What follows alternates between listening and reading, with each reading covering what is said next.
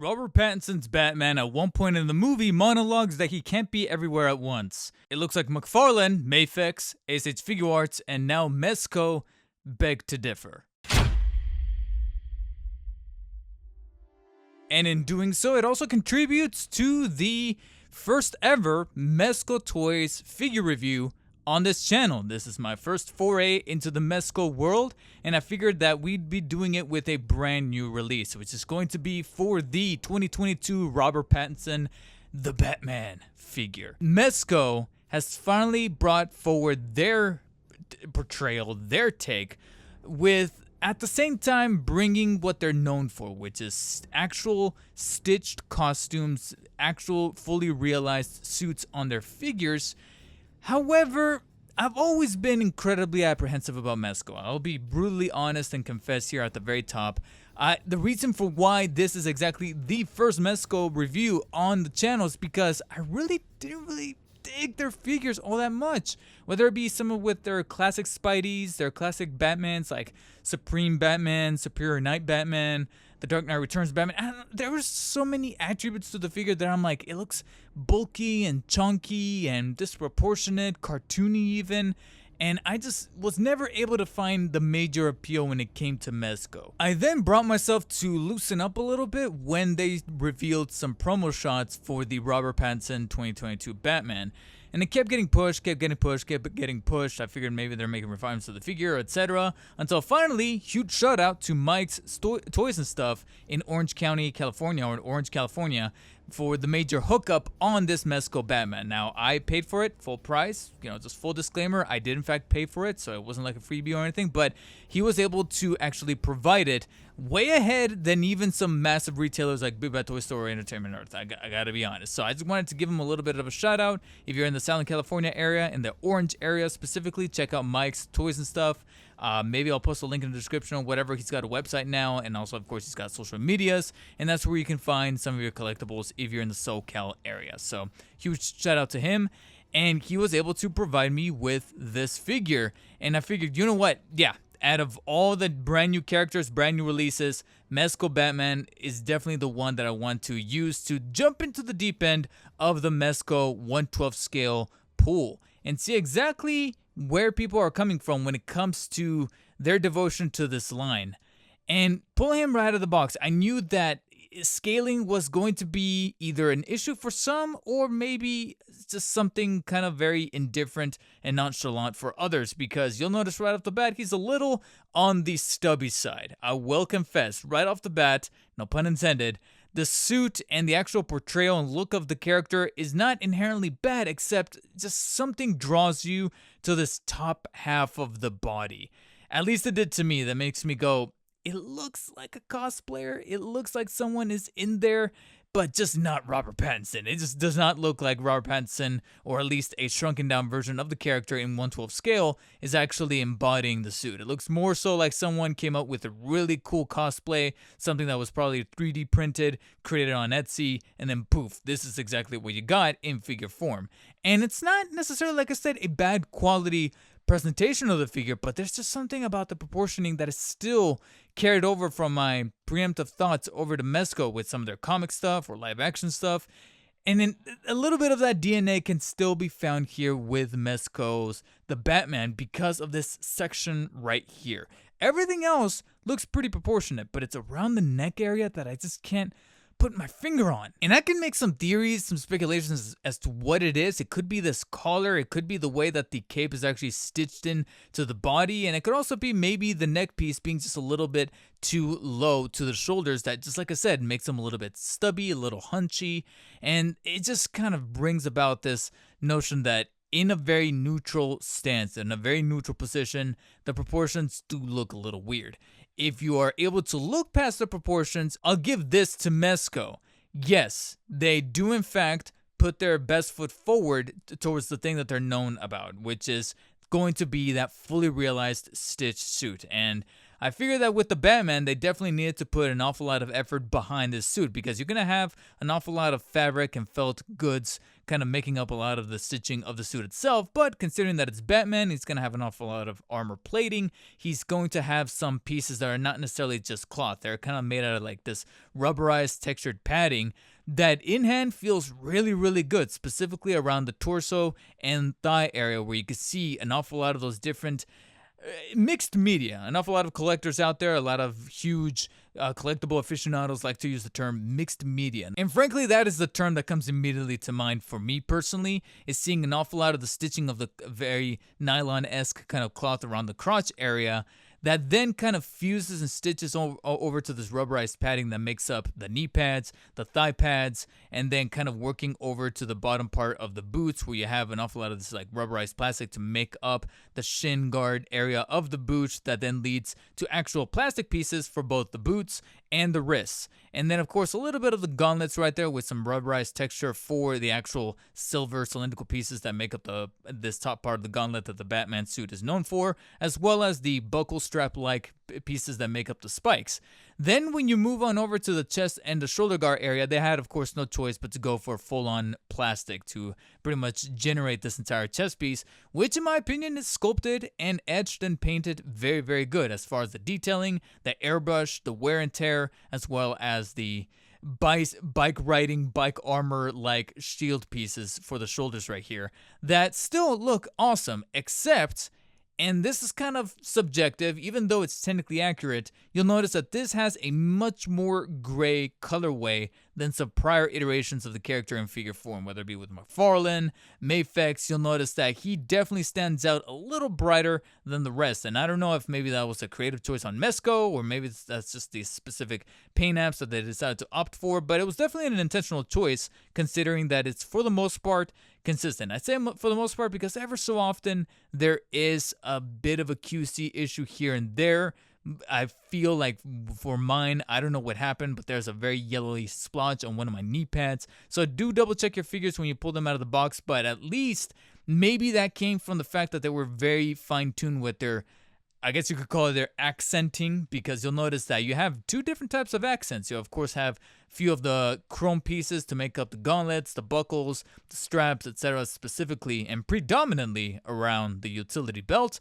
But then you'll notice that you have a little bit of orange and very bright yellow. There's been some other figures in the past where they just chose one or the other, either orange or yellow for tiny little accents across the body.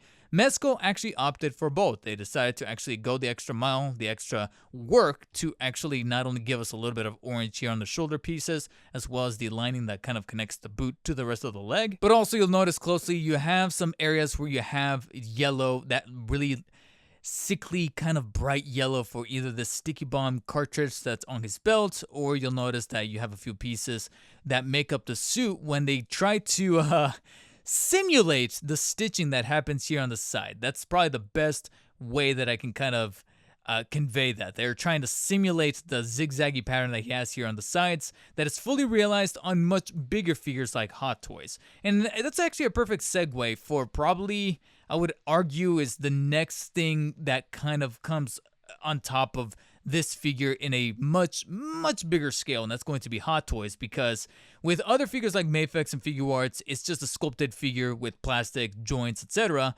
Mezco and Hot Toys at least opt for building a body and then actually encasing it with a cloth suit or some kind of felt good suit. Of course, with Hot Toys, you have different fabrics stitching the extra works. It's why you pay the big bucks.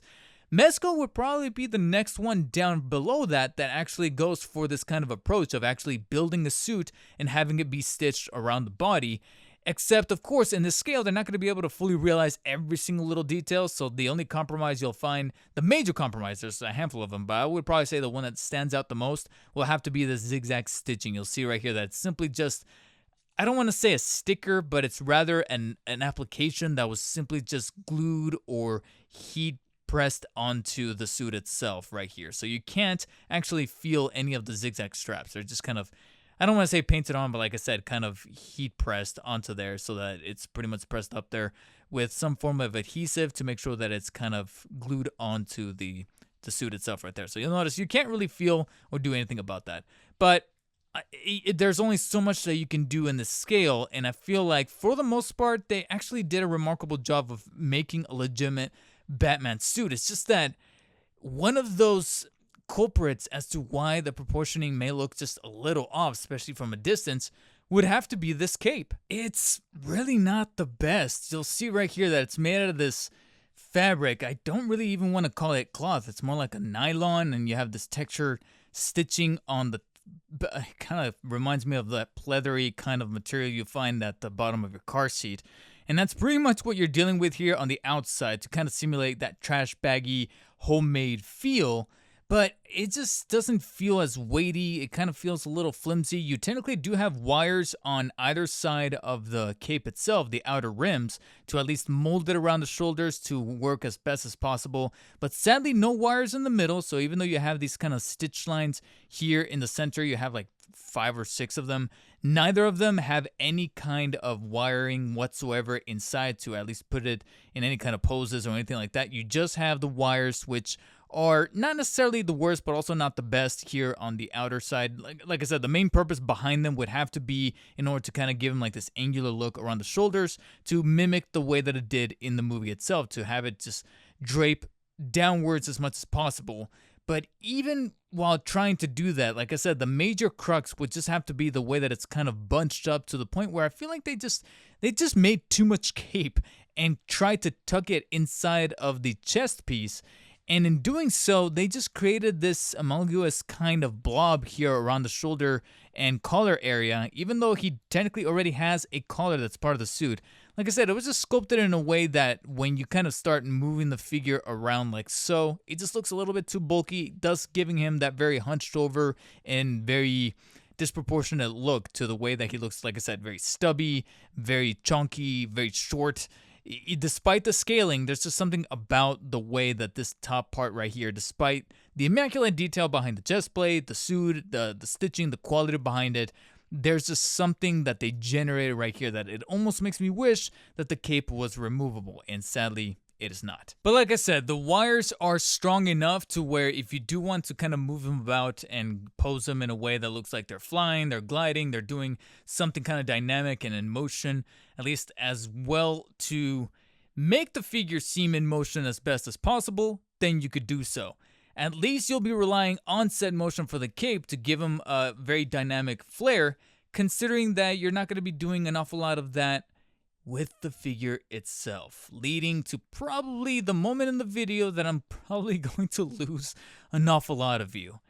This figure's articulation really sucks. I'm sorry. And it's probably the first major fear that I was going to have dipping my toe into the Mezco pool. Something that I can very notably tell was going to be a problem, not just with this specific Batman, or at least I would probably say most especially with this Batman, considering that all the paneling that needs to be into consideration in development of the suit, the armor, the belts, the gauntlets, the chest plate, etc.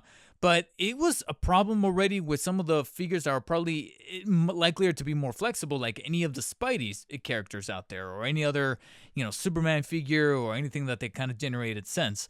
Even some of the G.I. Joe stuff, like Storm Shadow, Snake Eyes, etc., probably have better articulation than found here on Pattinson's Batman, because you can tell right off the bat there's going to be some major discrepancies. Now, thankfully, one of them was not the head, considering that it is a separate piece. So you'll notice that you can technically rotate it 360 degrees, no problem.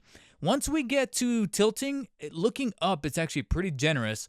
Looking down is in fact generous when you're doing it vertically and straight down, considering the groove that you have right here with this collar piece. Again, going back to what I was talking about with the construction of this figure and the stitching and the bulking that they were able to do with the cape here around the collar, to where it looks like they were just trying to stuff up as much stuff in there as much of the cape in there as possible. And in doing so, they made all of this just so girthy around the sides that when you try to rotate the head and bend downwards, it starts to forcefully just kind of glide up and look up. So by default, he has to look like that.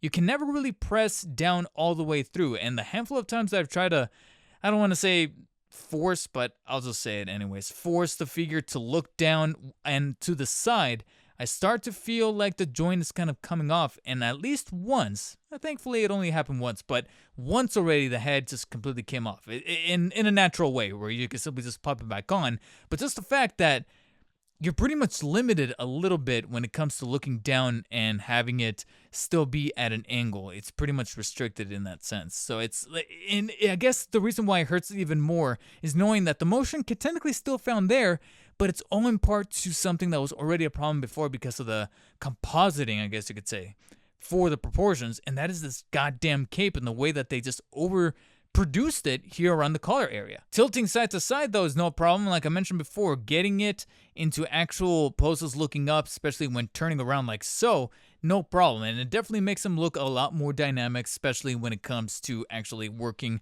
with the cape and kind of giving him like this very neutral looking off into the distance pose. But folks, I got a major spoiler for you here.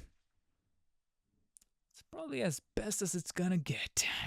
Really, if you really want to get down to brass tacks, because when we get to arms rotating either forwards or backwards, I'm not even going to bother saying 360 because you can practically forget about that. Again, knowing ahead of time that this was a fully realized stitch suit, I was like, well, 360 movement is definitely going to be completely lost.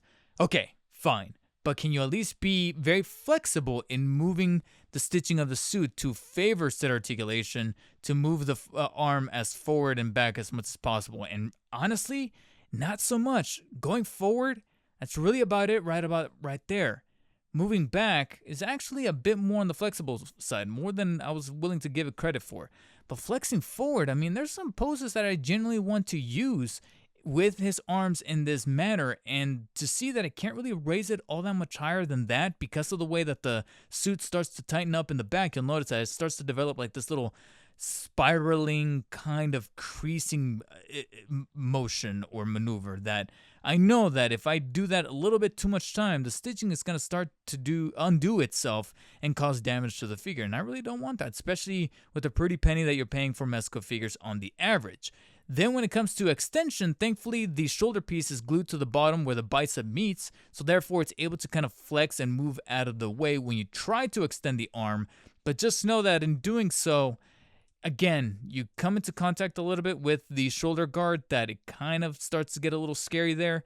And then on top of that, you'll notice that the stitching around the armpit area starts to stretch out, and you see a few of the lines right there start to, I don't want to say give way, but start to stress onto themselves. So you got to be a little bit careful there. But extension at least can almost meet the full 180-degree angle on the arm right there.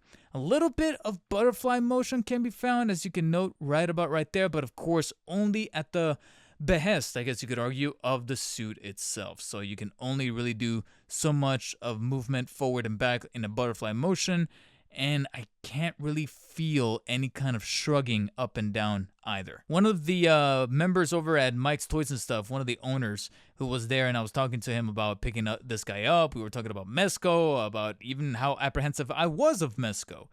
And he even brought up that, yeah, sometimes people are scared to move the joints because of the fact that a suit is enclosing the joints, enclosing the figure. And he simply just said that a practice to really get a hold of and try to build a habit out of when dealing with Mezco figures is to simply just try to move the pieces of the suit in tangent with the joint. So say, for example, if I want to do a little bit of bicep swiveling right here, I have to actually grab hold of the fabric and just move it with the joint in an effort to not stress the actual fabric enclosing the joint as much as possible. And you can see right here that they kind of produce a little bit of extra fabric to make sure that you can get some of that movement. And I can happily report that the bicep movement on either arm is actually one of the more favorable ones. But when you really think about the pieces of motion in the body of a figure, the biceps is kind of low priority. So even though I'm happy that some decent movement can be found there for the bicep, that's really not where it needs to be its most prioritized. And where you do need to prioritize, like let's say the elbows, we suffer a major discrepancy, because bending the elbows is damn near atrocious. Forget about bending at two joints all the way up. No, it can barely bend at the 45-degree angle. Once I get to about just a little bit past 45, almost getting close to 90. I want to say it's about 65, 75 degrees. I feel massive pull of the fabric from behind. The weenus. The weenus comes back to exact its revenge after all those years of high school jokes in this Mezco, the Batman figure. And you'll notice right there that it is in fact pulling on the forearm, and I really cannot bend the elbow that much further right there. And like I said, I start to feel so much resistance to the point where I'm like, nah, I really don't want to press my luck, especially with how pricey these figures tend to be. But naturally, this is not going to be any form of problems for both the wrists and the ankles. I'm going to jump a little ahead here since I mentioned before that the hands and the feet are made out of completely robust plastic, and therefore they don't really have to be, I guess you could say, limited by the fabric or any kind of fabric felt good material. And therefore you're going to have ball joints at the wrist that fully allow the hand to rotate 360 degrees, as well as bend inwards and outwards like so. And same thing could be found for the ankles. Now, one of the things that the guy at Mike's Toys and stuff did mention is that sometimes Mezcos do suffer from bad ankle movement. Unfortunately, no different can really be said about the Batman here. Despite separation of the joint from the boot to the rest of the shoe, you still really can't pivot the ankle downwards and upwards all that much. Downwards is actually pretty good, but upwards, you could practically forget about it. There's neutral, there's pressing up, and that's really about it. Rotation is really, really good. Full 360 movement horizontal, and there's even a little bit of pivoting and inclination happening towards the inside and towards the outside, but that also could have been better in and of itself. So at least you have some decent footing that you can fall back on, considering that, again, it just becomes even more and more limited as we go on here. Torso, as you can see, completely lost. Of course, noted by how awesome the padding and the stitching of the suit really is right here, the major trade-off is going to be complete loss of torso articulation. There's a little bit of nudging towards the back like so, and a little bit of crunching towards the front like so. That's really about it. There's your oblique crunch, but you can practically forget about any kind of torso articulation. I was not, once again, similar to the arms, not expecting 360 degree movement whatsoever, either in the mid-torso cut or in the waist, because of the way that this is all built as one big suit piece. But you could have allowed some flexibility. This honestly should have been made out of a different material, like a very spandexy material to actually stretch with the suit. But instead, because of the way that all these pads are stitched very close together and they want to retain that illusion, no torso articulation found whatsoever in any kind of direction. You can feel that there's joints inside, but they're going to be lost because of the way that this suit is overall just built. So if you're okay with that, cool. I personally am not. So that was a major, major bummer, and I was made even more scared that the legs were going to suffer because of that. Thankfully, not as bad, but they still have their own fair share of problems. The legs can extend towards the back pretty generously because of the way that the fabric right here, as I mentioned before, is a little bunched up, so it allowed for some extra slack. Unfortunately, they didn't really take that into consideration when it came to flexing the legs forwards because, that's it. That's as much flexing towards the front as you can really, really do. Why? Because, of course, like I called it, the fabric starts to stretch and pull towards the buttocks area. You can see right here that there's only so much leeway that allows the leg to flex forward. And once again, I can feel a pretty good quality joint inside with some good quality plastic making up the endoskeleton, so to speak, of the figure itself. But man, it's just lost in translation when it comes to the generation of that fabric. Like I said, it's weird that you can definitely flex towards the back pretty generously, almost like your average McFarlane even. But when it comes to flexing towards the front, that's really about it. And it just lends more so to that stubby nature of the figure itself because of the fact that he can only move his leg only about that far forward. Extension is actually not too bad towards the sides, but of course you're going to start to feel a little bit of pull here in the crotch area due to the fabric. But I was honestly expecting worse, to be honest, for when it comes to the extension that could be found almost at the 45-degree angle right about right there. Now, around the area that the legs are supposed to move, you can find a little bit of swiveling of the thighs. You can see right here that due in part to a little bit of slack from that fabric, you can rotate the legs for some extra footing and extra balancing right about right there.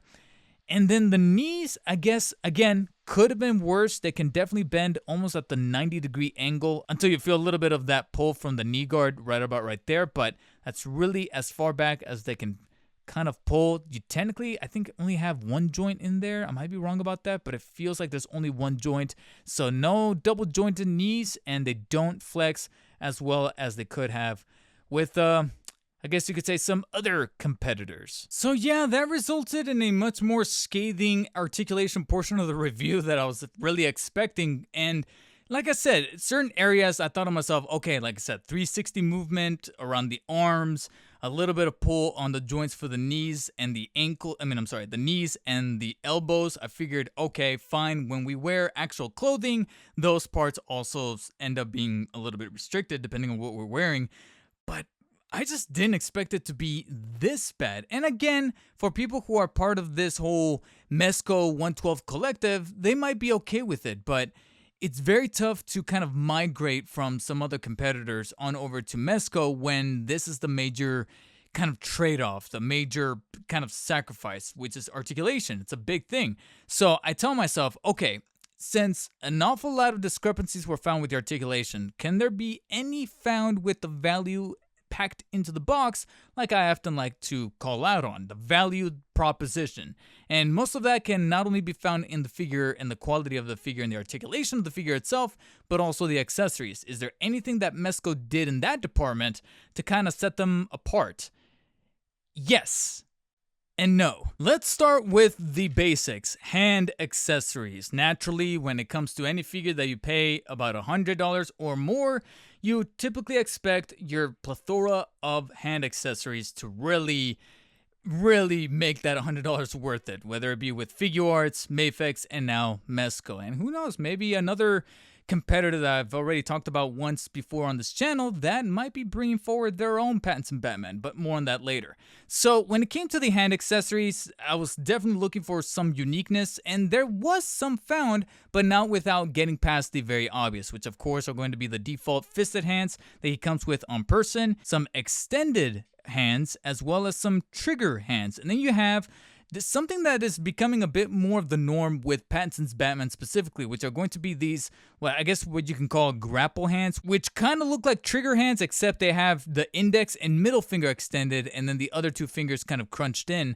to naturally hold the grapples, because that's exactly how he decides to hold them, like this instead of just like this. This is specifically designed for a different gadget. And then you have two cylindrically kind of gripping hands to hold specific gadgets that, like I said, are very hole-like, that you kind of fit in a very cylindrical pattern. And again, I want to cover those momentarily, but when it came to the hands, I thought to myself, all right, it's very par for the course, very generic. There's nothing really that's standing out to me. What the hell is this? Mezco opted to make two Batarang gripping hands, except unlike some other companies, they went and said, yeah, we're going to do the job for you. We went and sculpted extra Batarangs and just glued them into the hands themselves. So you have these hands that are they're meant to hold the Batarang, but the Batarang's already etched and sculpted and glued onto there. They're non-removable. They're in this bent position. And I'm like, all right, on the one hand, I feel like a little talked down by Mezco. It's almost like they didn't trust us to take the time to pose them with the Batarang separately. But at the same time, so much time, especially for a content creator like me, to get them to certain poses and actually cut down on the middleman of putting the Batarang in there. I'm like, all right, I guess, it's one of those I guess kind of situations. And I do have to give him a little bit of credit for actually paying attention to the little detail that if you look on either hand, you'll notice that they actually flip the Batarang appropriately. There's actually a sense of continuity to the Batarangs where you have the little details on the top on one hand, but then they're on the bottom on the other. So they're very, like I said, continuous with which hand he's holding the Batarang in, and I do appreciate that. And I guess before we move on, while we're on the subject of Batarangs, let me cover the actual separate Batarang accessories that they did toss in. Trust me, that was also another major worry that I had when my eyes laid first on those hands were like, okay, they glued them in did they toss any separately? And once I got to the back compartment of the packaging, I did find these separate batarangs that frankly are really well detailed, really well painted, specifically the orange accents at the top, as well as the very silver, very bladed look to the edge of the bottom part of the wings. And again, the little details on the middle part right there to kind of make it look like they're pieces of the gun that killed his parents, because that was one of the major fan theories that were going around. And you technically have two pairs, one that is in the standard bent pose to make it look like the bat symbol on his chest, and then the other two that are kind of straight and kind of folded in to make it look like the actual cutting knife that he uses to break into the Riddler's apartment in the movie. So again, very well detailed and painted, but nothing to really write home about when you've already dealt with so many from so many different companies. I would argue that the only major problem that Mezco did not account for was that if you're posing him with any of these batarang accessories, holding them in specific hands, or if you're using these hands that are already holding them and glued into them themselves, it kind of creates a little break of the illusion knowing that there's already one inside of his chest plate. It's actually one major point I'll have to give to a competitor, or two other competitors really, that thought about that in advance and thought, well, we might as well toss in a chest plate that you can swap that doesn't have the batarang inside. And that's probably something that Mezco probably overlooked. They probably overlooked it because they were busy generating a electro hand.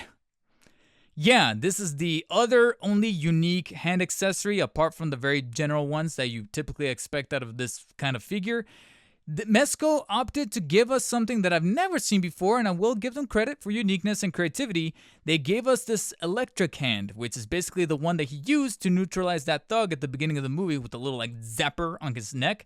So in case you ever have like a custom thug figure or a Joker figure that you want to use him and make it look like he's electrifying him in the neck, you can pose him by putting this on his right joint, on his right wrist joint, and therefore have the electric piece with this translucent blue plastic that is generating that electric look to then kind of give us that illusion. So honestly, that is pretty cool. Kudos, Mezco. But if you want to stay with the old and faithful gadgets that you typically expect out of the Battinson Batman, of course, he does come with the sticky bomb gun that I opted to actually put in his holster ahead of the review. But if you want to, you can definitely pull it out, and you can see right here that much like the Batarangs, well sculpted, well painted, but nothing crazy about it. In fact, as opposed to some other sticky bomb guns that I've seen in the past, he doesn't have any cartridges or compartments that can come out, and it could fit into either one of his gripping hands.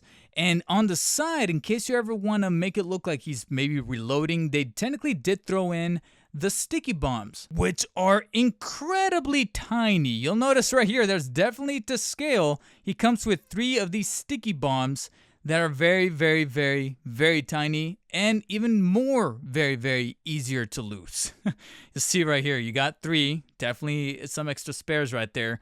And there's, again, nothing to write home about, definitely no paint, they're way too tiny to paint, but they did manage to still etch in the little grooves on the sides where whenever he sets one off and it kind of counts down, you see the little red light kind of come across them.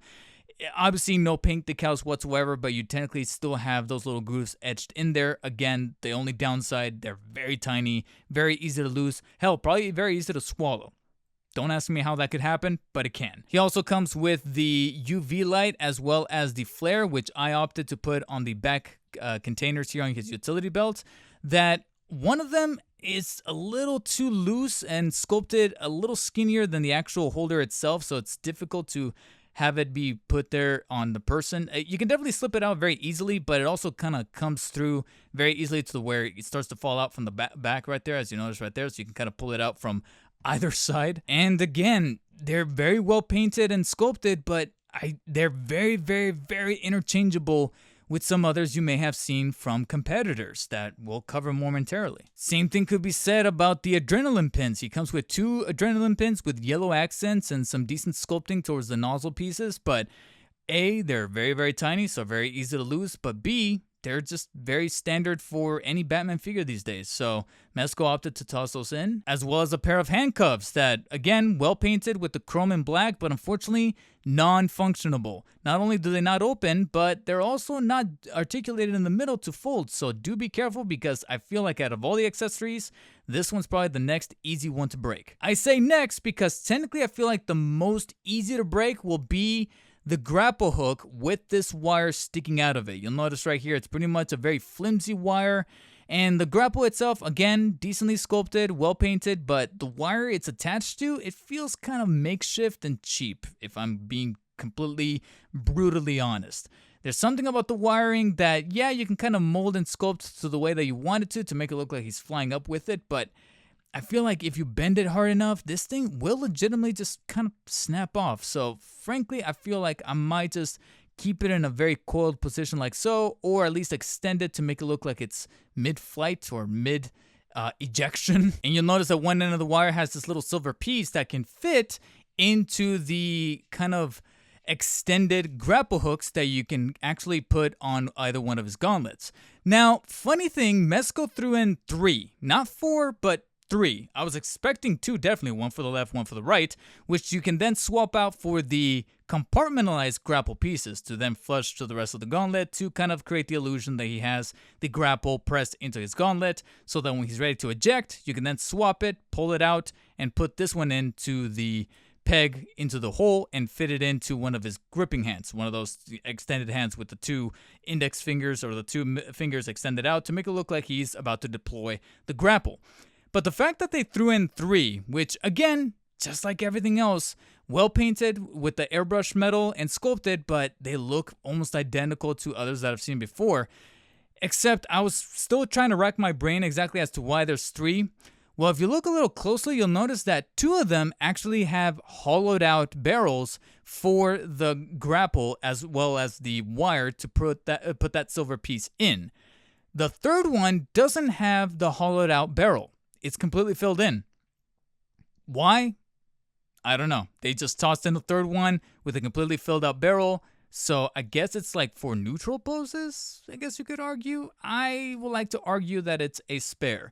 However, if you do want to fill in those barrels, but not with the wired grapple, and instead this like silver pieces to make it look like the grapple is still inside, you could do so as well. I personally find this little inclusion a bit superfluous. I really don't think we needed these pieces. Again, they're very easy to lose, and I understand that they're trying to create this illusion like, oh, the grapple is still inside of the grapple hook gun, but at the same time, I'm like, guys, it's just leave it blank. Just leave it alone. Hey, yo, it's David from the future with a bit of a addendum, a correction. While filming B-roll for these grapples, I made a very unsettling discovery. Turns out that the filled out nozzle for the grapple that I was talking about is only for the left hand, which really wouldn't be that much of a problem, except the hollowed out ones to put either the wired grapple or the grapple end pieces into are only for the right.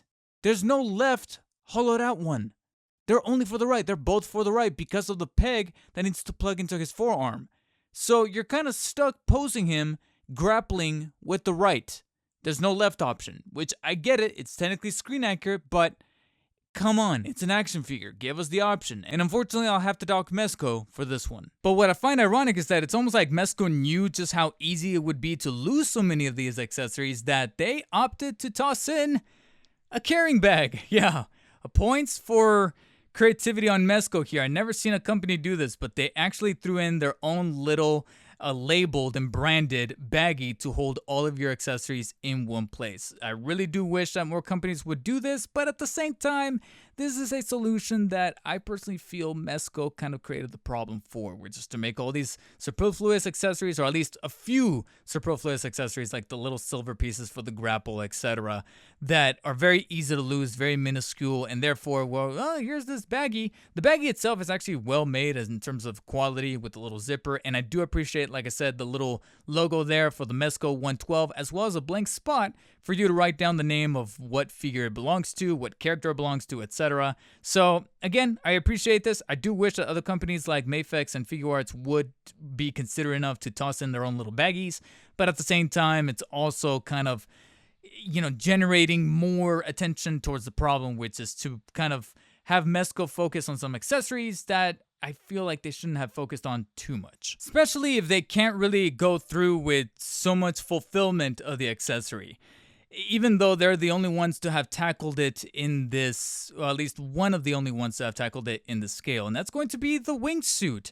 McFarlane didn't do it, Mafex didn't do it, even Figuarts didn't do it. They actually opted to do their own wingsuit.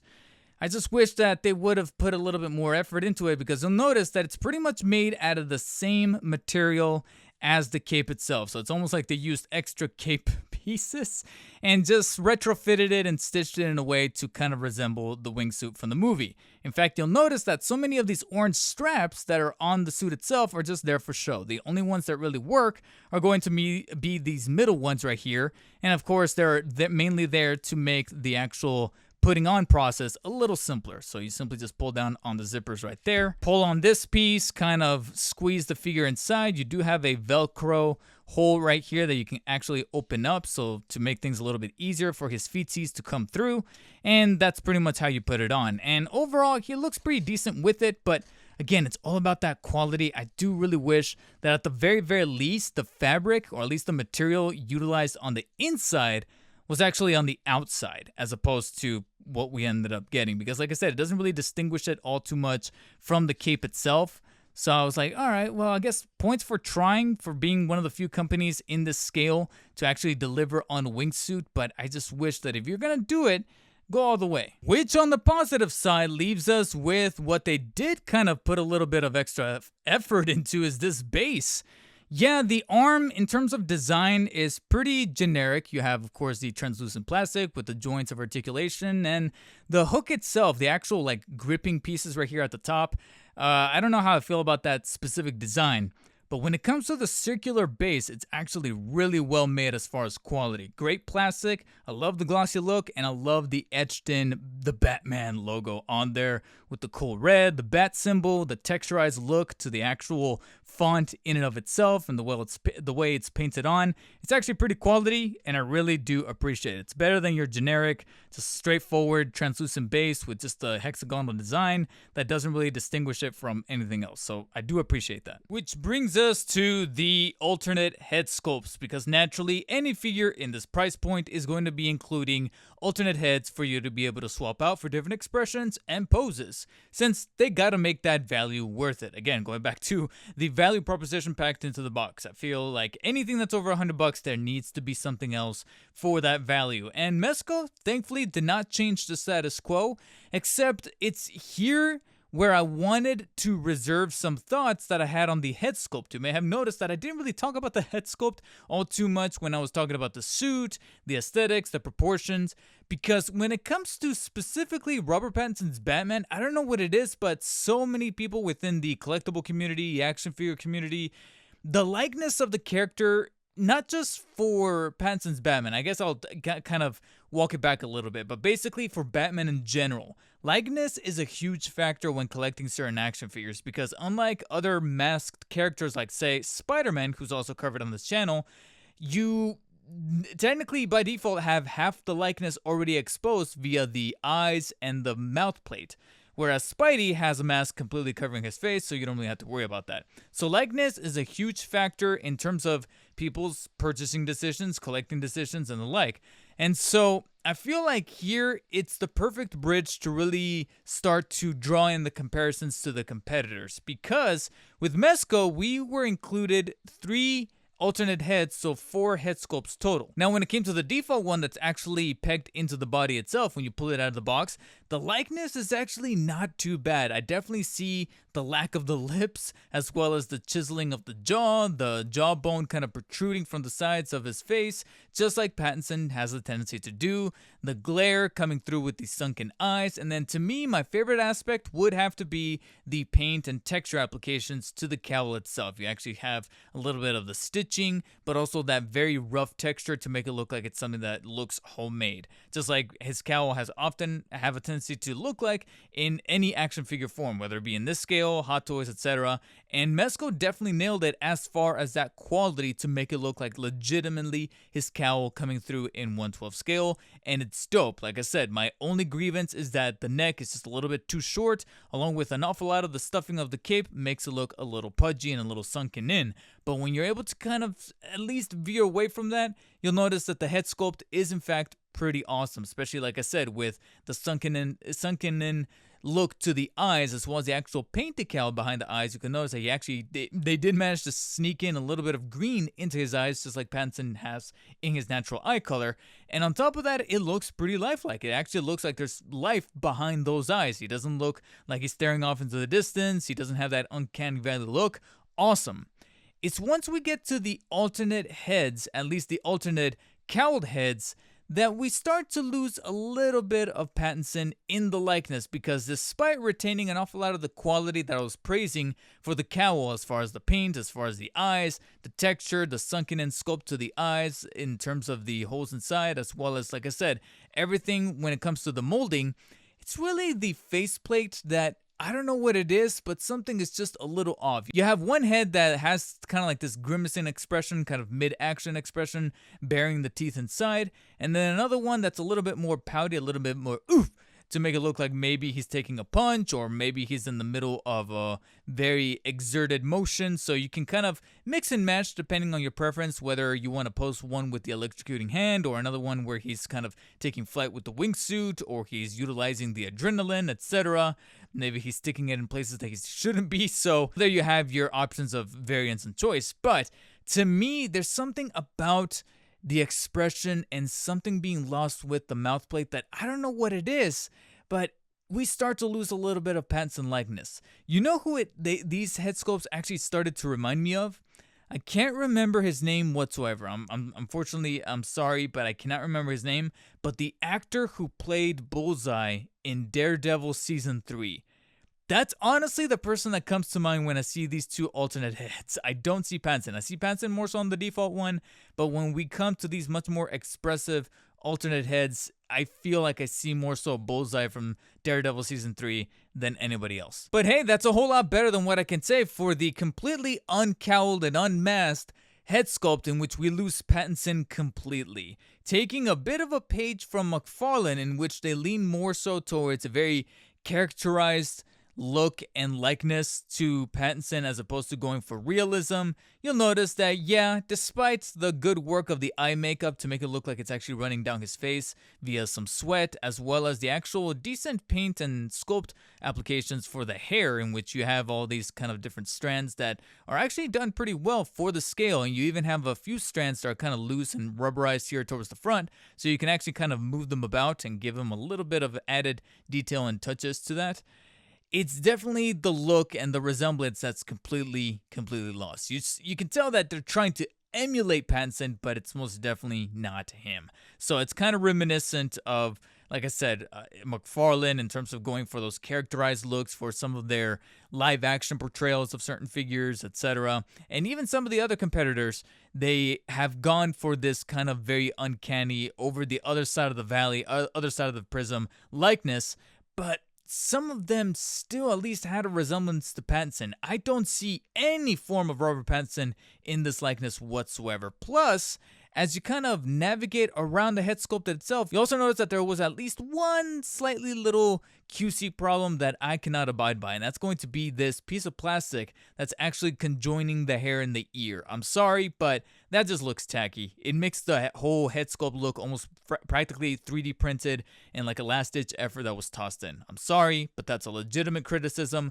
I don't know why that's there, and it's on both sides, so it's not a isolated incident. It's not like the machine missed it. No, it looks like they simply just said, 3D print the head, and decided to completely overlook that extra piece of plastic that's conjoining the ear with the hair sculpt. I'm sorry, but if you're going for some added realism, at least include some extra strands to cover up that extra bit right there, or at least paint it brown to blend it in better. But that just stands out as incredibly tacky, and that's something that definitely Mezco could have looked at and said, yeah, we probably could have done a little better on that. And since you have an unmasked head sculpt, he's naturally going to come with a completely empty cowl, which I do appreciate that not only they were able to retain the details and the sculpting behind the texture of the cowl that I was praising before, they went with this unique approach of actually including the collar piece from the back, because the front piece of the collar is part of the neck piece, neck armor, that is still on him even when he removes the cowl. Only this back part is going to be removed when he removes it in the movie while he's watching his dad's presidential little advertisement. So it's cool to see,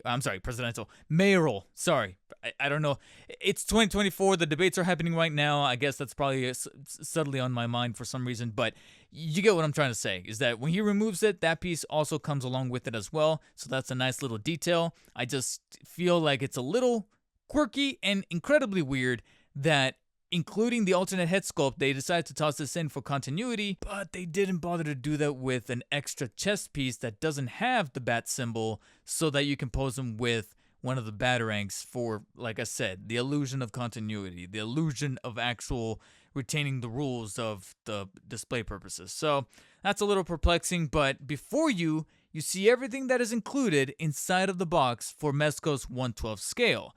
But how does it compare to the competition? And ladies and gents, or mostly gents, let's face it, here we have all four so far of our main power players when it comes to Robert Pattinson's The Batman that's simply just not 1/6 scale. And that's the thing, is like, on the one hand, I wanted to say 1/12, but not really, because McFarlane leans towards the 1/10 due to the 7-inch scale stature. You technically have the 1/12 defined there with both Mezco, and I almost want to argue Mafex. We start to get into some weird territory with the bastard child that is the Figuarts. But here you have it, Mafex, Mezco, McFarlane, and then Figuarts, getting rid of the whole M running theme that we had going on right here. And overall, I would say yes, you can definitely see where each camp kind of leans towards to, as well as your different price points. For comparison purposes here, considering that all these other figures have to go for that quality, at least higher quality tier material for their capes, I opted to use the Ultimate Movie 6-pack version of the Pattinson Batman. So you'll notice that he's got the cloth cape, but technically if you're going for the standalone issue that came with the rubberized cape when the movie originally came out back in 2022, then this is going to run you, I think at the time was simply just $20. I don't think it was even the $22.99 that they're starting to slightly upcharge these days. There really is a really good way of kind of looking into the mindset of each company when you look at these figures. Obviously, McFarlane's going to be your cheapest bang for your buck, where you just need a figure in this as closest to the scale as possible. You'll get some decent quality, but there might be some rigidness with the joints, some disproportions. But I definitely see that they made an awful lot of good improvements and revisions to this version when it came to the 6-pack. So if you can find the 6-pack version by itself, either in the aftermarket or at some collectible store, convention, what have you, I still recommend this guy as long as you don't overpay, because even though the Pattinson likeness is again leaning towards the cartoony where they over chiseled his jaw and he still has a little bit of that side eye, the cape, at least for the cloth version here, really emphasizes the shoulders, some good sculpt work happening with the suit despite some inaccuracies depending on some of the paneling, but of course they have to make do with what they're doing with the 22 points of articulation, and overall not a bad figure, especially for the price points. If you can find it as close to 20 or 25 bucks as you humanly can, this is definitely still a worthwhile figure. The Figuarts you can pretty much forget about because, like I said, proportions are off. That cape is god-awful. I would even argue that the cape for Figuarts is worse than that of the Mezco. Despite my criticisms with the material of the Mezco and the lack of wiring and the way that it just kind of bunches up there towards the shoulder area, I can at least work with it. I can at least do something with that goddamn cape versus the Figuarts. This is just a microfiber cloth that you use to clean your glasses, and they just stitched it to make it look like a cape, attached it to that very rigid plastic piece that is encompassing his shoulders, and called it a day. On top of that, you have this over glossiness and this murkiness happening with the likeness on the cowl, on the face. The overall sculpt of the body is not terrible, but it really doesn't favor so much as far as the articulation. There's lack of paint applications. You have this murky gray that is technically inaccurate. There's just an awful lot lost in translation. So your main competitors when it comes to the $80 to $90 to then $100 $120 range is mainly going to be head to head.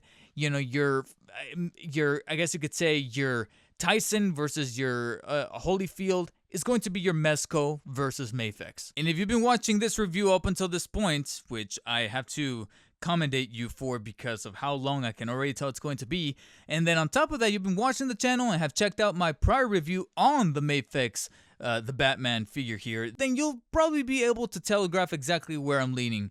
Yeah, it's going to be the Mafex. Amongst all four of these, my favorite, my number one pick is still in fact the Mafex. Despite losing the quality of the stitching for the overall bodysuit, the way that they were able to approach the decals and the padding as well as the paint applications, and maybe the lighter aesthetic of the suit is technically more accurate, especially if you were to see some of the scenes of the Batman where he's in some harsher light. The majority of that movie takes place at nighttime, but at the end where the sun is starting to come up and you can see a little bit more of the accurate look of the suit, you'll notice that technically speaking, this hue of gray is a little bit more accurate. Still a little bit too bright, but it's technically more accurate than what we really had going on over here as far as the Mafex.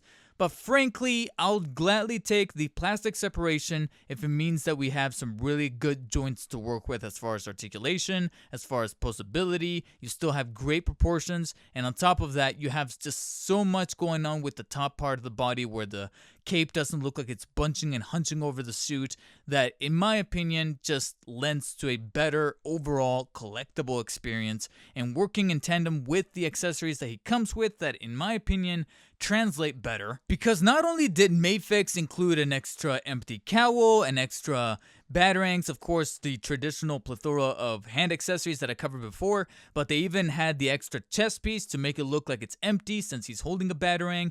But on top of that, not only one unmasked head sculpt, but two, one without the eye makeup with the combed over head to make it look like he's about to go out, but then of course you have the much more shaggy one that, yeah, still may look a little characterized as far as portrayal of Robert Pattinson. In fact, the eye makeup looks a little too raccoon-like. It looks like he's welcoming back to the Black Parade, but at least there's just something much more novel about it, a bit more cohesive with the pasty look of Robert Pattinson there. Though again, I'll take the raccoon look to the eye makeup versus whatever happened with the Figuarts, where it looks like he just got sprayed in the face while he was doing an oil change on his car.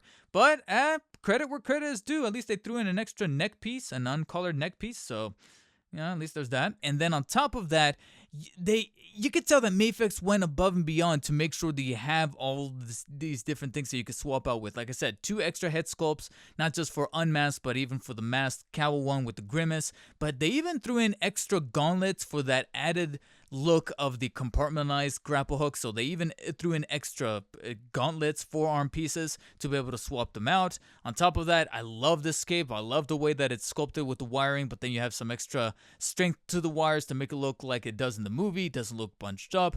I'm sorry, I hate to re-gush over just like I did with that original review, but Mafex is my number one pick. And then in second place, it's got to be the McFarlane, mainly because of that value proposition. You're still getting a really good McFarlane Batman figure, but for the price that it's averaging at MSRP, which is about 20 to 25 bucks. Granted, this is, like I said before, the ultimate 6-pack version, so it's going to come with the cloth cape, but if you can find this version as closest to 20, 25, maybe 30, I would say definitely pick it up, but don't overpay more than that. And then in third place, I'll have to give it to Mezco because it's simply just not the Figuarts. Figuarts is still bottom of the barrel, unfortunately, but at least Mezco was still having an awful lot of things here and there where they tried to stand out, tried to remain unique, tried their own thing with the electrocuting hand, the batarang hands that have the batarang molded into them, the wingsuit that none of these other guys delved into. So there's still some things to be found here, as well as, like I said, the novel approach to a unified suit that Mezco is known for, but it didn't necessarily do enough for me to win me over to become Camp Mezco and go, yo, this is a revelation. This is what I was looking for in a Robert Pattinson Batman figure within this scale, and now I'm full-blown Camp Mezco. I'm going to be picking up more Mezcos. If anything, I'm probably still going to be a bit apprehensive and maybe just be really pared down to the characters that I like to collect, which is of course Batman and Spider-Man. So I'm maybe looking into the classic Spidey, but outside of that, there's still so much more work to be done in order to get me into Mezco's good graces. For now, Mafex is still top tier, and McFarlane still has within their wheelhouse of their 7-inch scale and offering what they can for the standard 20 to 25 bucks that you can either buy online or simply walk into a store and walk out with it. And for that, I'll be giving the Mezco 1/12 scale, the Batman, a 7 out of 10. After a while, I did like the feel of the suit, putting him in some neutral poses of whatever I can work with as far as the very stagnant and limited articulation that is borderline just very obtuse and very off-putting for me personally. I know that there's some folks out there that probably dig putting their figures in museum poses, and that's probably who Mezco speaks to, but for me, that's simply just not it. And for what I work with as far as visual fidelity, I guess you could say, using video game terms, Mezco did in fact deliver on some really good scope work that I can at least look at and go, well, it doesn't look like some prior Mezcos that looked very goofy to me personally. So this guy at least is able to kind of keep the goofy factor at bay, but just not enough to make me a huge fan and a huge proponent of the Mezco brand.